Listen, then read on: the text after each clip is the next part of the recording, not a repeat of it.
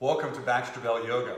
I'm here at the Oakland Yoga Studio once again. Please check the studio out the next time you're in town. Don't forget, you can pick up a copy of my book, Yoga for Healthy Aging, co-written with Nina Zolotoff, on my website at baxterbell.com. You can also find the link to order t-shirts, the Yoga for Healthy Aging t-shirts there as well. So welcome. Today we're going to explore what we're going to call pelvic rock and roll variation number 2. Please take a look at the first variation video if you have not done so far. It will give you a general idea of how to work in most circumstances. This variation is particularly helpful if you're trying to strengthen the core a little more specifically, and it's safe for you to have a little bit of flexion or forward rounding of the spine.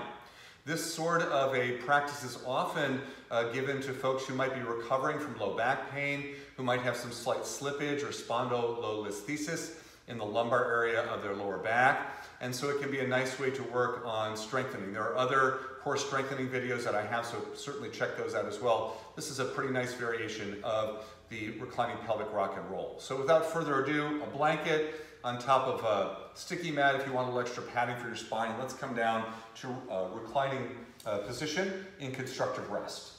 So in constructive rest, we bend our knees, feet are on the floor. And we usually start with a little space underneath the lower back, the natural curve as it were. And I can sometimes find that more easily by coming into Shavasana position and energizing the legs, then I can distinctly feel my normal lumbar arch. And then as I bend the knees, I can maintain that in a good way.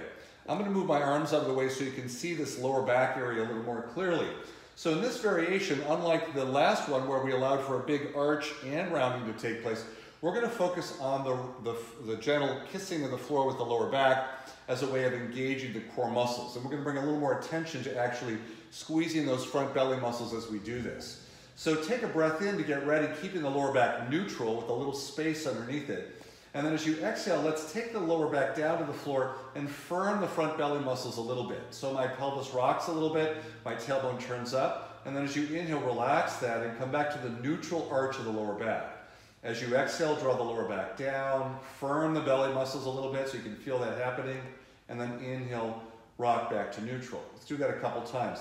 Exhale, lower back drops down, the belly engages, feeling a little strengthening or contraction in that area. And then inhale, rock the hips just a little forward, back to the neutral arch. Exhale, dropping the lower back down, firming gently without being aggressive. And then inhale, relaxing. Do that 2 more times. Exhaling the lower back down, firming the belly.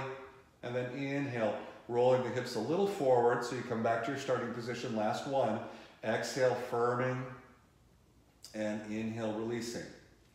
Now we're going to pause for a moment. Another way you could do that is you could exhale the lower back down and then continue to breathe, but keep a little engagement of the stomach muscles for 2 or 3 seconds. So I'm keeping a little strength in my belly area. And then on an inhalation, I'll roll back to center. So on an exhale, the lower back gently rounds down to the floor, engaging the abdominal muscles for 2 or 3 seconds, not very long. And then on your next inhale, come back to neutral. Try that one more time. Exhale, lower back comes down, abdominal muscles engage a little bit so you feel a little work there. And then on your next inhale, come back to center. And once you're done, pause for a moment, let everything relax for a moment. Notice how that felt in your body, if it was acceptable, reasonable. And then roll to one side, use an arm to come up to sitting. So that's reclining pelvic rock and roll pose, variation number 2, where we're really focusing on some strengthening of the deep core musculature in the front abdominal area. And so that's a great one if your lower back is feeling unstable or a little vulnerable. If you've been weak in that area and you've been told you could benefit from some core strengthening, that's a great little pose to add into your yoga practice to help out with that. So try that out this week in your practice if that feels pretty good for you today. So that's it for today. Remember, you can follow me online at baxterbell.com, and you can also follow me on the Yoga for Healthy Aging blog site. So check those out soon. Until the next time, thanks for joining me today. Namaste.